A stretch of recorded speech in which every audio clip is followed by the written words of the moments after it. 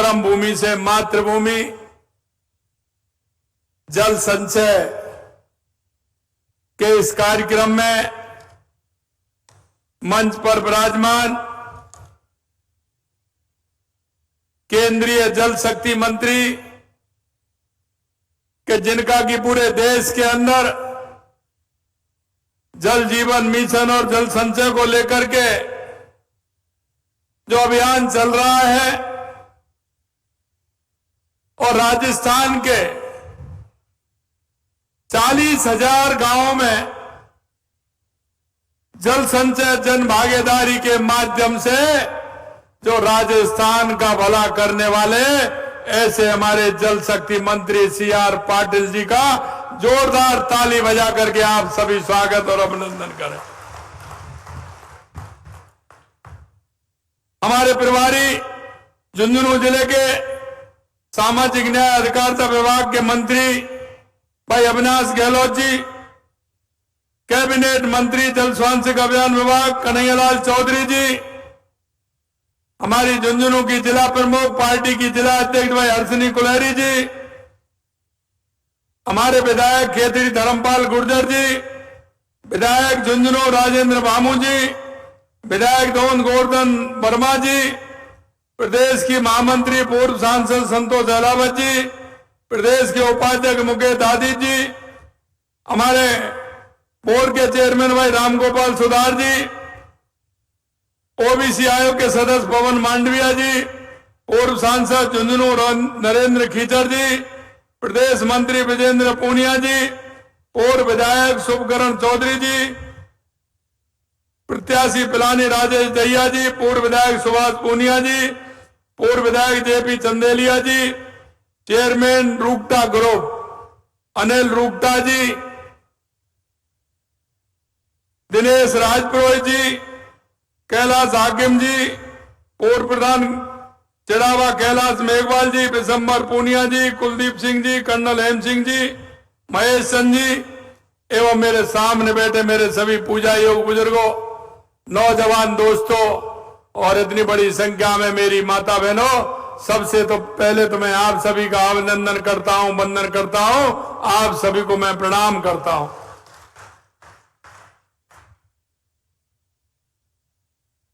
क्योंकि आज आपने देख लिया, मुझे कहने की आवश्यकता इसलिए नहीं है कि CR पाटिल जी का काम आपने देखा, 10,000 ही 10,000 की बात कर रहे थे, गाड़ी 20,000 तक पहुंचा दी। यानी कि झुंझुनू जिले का जल संचय का कार्यक्रम आज पूरी तरह से हर गांव के लिए, हर खेत के लिए जो उन्होंने जितना उपयोगी, क्योंकि मुझे पता है मैं 8 तारीख को सूरत था, वहां सूरत में जिस तरह से अनिल जी ने, कैलाश जी ने, दिनेश जी ने जो सारी व्यवस्था की, और यहां अनिल जी ने जिस तरह से जल संचय के लिए आगे बढ़ते हुए काम किया है, मैं अनिल जी को, कैलाश जी को और दिनेश जी को बहुत बहुत धन्यवाद देता हूं। क्योंकि जब मैं पहली बार यमुना समझौते के लिए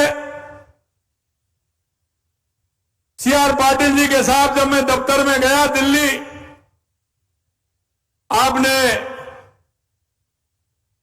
हरियाणा के मुख्यमंत्री और मुझे दोनों को बुला रखा था, लेकिन मुझे यह पता नहीं था,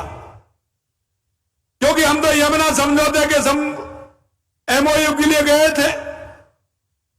लेकिन आपको एक बात आज मैं बताना चाहता हूं, मेरे से कहा कि आपके साथ एक मीटिंग और होनी है, लेकिन उस मीटिंग को मेरे को बताया नहीं कि मीटिंग क्या होनी है। जब हमारा यमुना समझौता का MOU हो गया, उसके बाद एक दूसरे कमरे में 20-25 लोगों के साथ मेरी मीटिंग कराई। मैंने कहा ये लोग कौन है? कि ये राजस्थान के लोग हैं जो गुजरात के अंदर, सूरत के अंदर, बॉम्बे के अंदर, जो या तो ये स्वयं गए या इनके पूर्वज यहां से गए हैं, और उन्होंने अपने कर्म से, अपने मेहनत से जो अपनी एक वहां काम किया है, और उसमें इन सभी को मैं लेकर के आया हूं। आपके साथ मीटिंग है। हम राजस्थान के 40,000 गांव में जल संचय का कार्यक्रम करना चाहते हैं, काम करना चाहते हैं कि जिससे कि हमारा पानी जमीन में उतर सके। जल संचय जन भागीदारी देश के यशस्वी प्रधानमंत्री नरेंद्र मोदी जी का सबसे अच्छा जो प्रोजेक्ट है, यह प्रोजेक्ट की शुरुआत आपने वहां से की, और फिर आपने मेरे को बताया कि इस तरह से कार्यक्रम होने वाला है। हम 4-5 मुख्यमंत्रियों को सूरत बुलाया, और सूरत बुला करके वो काम किया। और आप ताजुब करेंगे, मेरे को 40,000 गांव की सूची आपने मेरे को दी कि 40,000 गांव में जहां आवश्यकता होती है वो पानी बह करके जाता है, किसी नाले में जाता है, नाले से किसी नदी में जाता है, नदी के माध्यम से सागर में पहुंच जाता है। उस पानी को हमें, खेत के पानी को खेत में, गांव के पानी को गांव में रोक करके राजस्थान की पानी को जमीन में उतार करके मां के किसानों को और आम जन को फायदा देना है, यह इन्होंने मां कहा। मित्रों, मैं आपको यह भी कहना चाहता हूं कि जिस तरह से देश के यशस्वी प्रधानमंत्री नरेंद्र मोदी जी ने लगातार कर्म भूमि से मातृभूमि जल संचय जन भागीदारी का जो ये कार्यक्रम किया है, आपने देखा होगा। बता रहे थे कि मेरे को उसके बाद बॉम्ब में बुलाया कि वहां के जो लोग हैं, कुछ व्यापारी हैं, 100 करोड़ रुपए खर्च करना चाहते हैं। मैं वहां गया, पाटिल साहब भी आए, सबरी पूरी टीम को लेकर के। तो उन्होंने कहा पहले मेरे से कि 100 करोड़ रुपए खर्च करेंगे, और जब मैं वहां पहुंचा तो वो 200 करोड़ हो गए, और उसके बाद जब मैं आने लगा तो वो 300 करोड़ रुपए हो गए। मैं आपको विश्वास दिलाना चाहता हूं, आपने कहा था कि राजस्थान, क्योंकि राजस्थान के जो हमारे भाई बहन हैं वो सही कह रहे हैं। कुछ हमारे बुजुर्ग, हमारे ऐसे लोग जो पानी की वजह से जहां परेशानी थी, वो लोग बाहर गए थे, उन्होंने अपने अपने काम की, अपनी मेहनत से, अपनी ईमानदारी से वहां स्थान बनाया। उनको उसका दर्द है कि मेरे राजस्थान के अंदर अगर पानी होता तो हमारा राजस्थान सब जो होता। और मैं यही कहना चाहता हूं मेरे भाई और बहनों कि उन्होंने जिस मन से काम किया है, और अभी भी मैं जब गया था तो मैं जहां जाता हूं वहीं कहता हूं, जो हमारे राजस्थान के लोग हैं, और जिन्होंने, चाहे वो गुजरात के अंदर हो, महाराष्ट्र के अंदर हो, तेलंगाना के अंदर हो, आंध्र प्रदेश के अंदर हो, झारखंड के अंदर हो, आसाम के अंदर हो, जहां भी कहीं वो रह रहे हैं, निश्चित रूप से उनका मन और भाव इस तरह का। उन्होंने कहा कि राजस्थान के लिए जो भी काम होगा उसको हम करेंगे, पूरे मन के साथ करेंगे। भाइयों बहनों, मैं आपको एक और मैं निवेदन करना चाहता हूं, क्योंकि आप बता रहे थे कि इतने हो गए, क्योंकि मेरे को पता है कि वहां के लोगों ने, किसी ने एक मशीन की कीमत 1-1, 1.5, 2 करोड़ रुपए, लेकिन वहां के उन लोगों ने मशीन लेकर के राजस्थान के अंदर भेजी। कम से कम 15-20 मशीन यहां चल रही है। बड़े बड़े 300 फुट के, 400 फुट के, 500 फुट के ट्यूबवेल उन्होंने किए हैं, क्योंकि कुछ एरिया हमारा ऐसा है जहां नीचे जमीन में पत्थर है, पहाड़ आ जाते हैं, तो उसके लिए बड़ी मशीन काम करती है। मैंने कहा कि जब मैंने उनसे पूछा कि कितने हो गए, तो उन्होंने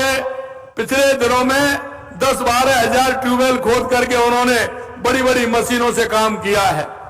जो हमारे छोटे स्ट्रक्चर बनाने का काम हुआ है वो बहुत बड़ी संख्या में हुआ है, क्योंकि उसमें गड्ढा खोद करके उसमें बूटे डाल करके और उनको बनाने का काम किया है। खेत में जहां भी आवश्यकता, वो काम बड़ी संख्या में हुआ है। उनकी संख्या लगभग 4 लाख के बराबर, 4 लाख के लगभग है। लेकिन जो बड़े स्ट्रक्चर बनाए जिनमें बहुत बड़ी लागत लगती है, और सबसे बड़ी बात यह है, ना तो उसमें सरकार का, ना उसमें किसी एजेंसी का काम, ना किसी एनजीओ का काम। वो लोग स्वयं आते हैं, स्वयं उस गांव में जाते हैं। सिर्फ प्रशासन के लोग और गांव के लोगों को यह बताना है कि इस गांव से पानी बह करके वहां जाता है, आपको यह स्ट्रक्चर यहां बनाना है, या खेत में बनाना है, किसी ऐसे स्थान पर बनाना है जिससे उस पानी का संचय हो जाए और उसके अंदर पानी चला जाए। सिर्फ आपको इतना करना है। बाकी जो हमारे प्रवासी, हमारे तीनों भाई आए, ये ऐसे बहुत सारे लोग जो हमारे लग रहे हैं, उनको ये पूरी तैयारी के साथ ये पूरा काम ये कर रहे हैं। और मैं एक बात और कहना चाहता हूं, इनके मन में ये कल्पना, ये भाव आना बहुत बड़ी बात है। ये तो वहां काम कर ही रहे थे, लेकिन इनके मन में मातृभूमि के प्रति जो लगाव, इनकी जो इच्छा शक्ति, इनका जो मन की मेरे भाइयों को पानी वहां मिले। और माननीय पाटिल साहब सही कह रहे थे कि ये पीढ़ियों का काम है। आने वाले पीढ़ियां याद रखेंगी कि इस तरह से राजस्थान में काम हुआ है। और एक दिन कह रहे थे पाटिल साहब ने मेरे से कहा कि अगर कोई सबसे ज्यादा पानी होगा और सबसे बड़ा कोई प्रदेश पानी के लिए जाना जाएगा तो वो राजस्थान होगा, राजस्थान होगा। और धीरे धीरे मुझे भी इस बात का विश्वास हो रहा है। और विश्वास मुझे इस बात का हो रहा है कि आपने देखा, हमारी सरकार को लगभग 2 साल हुए हैं। देश के यशस्वी प्रधानमंत्री नरेंद्र मोदी जी ने हमारी ERCP राम जल सेतु योजना, जो हमारे 18 जिलों के लिए आवश्यक है, उस पानी को दोनों का मध्य प्रदेश और राजस्थान का MOU करा करके,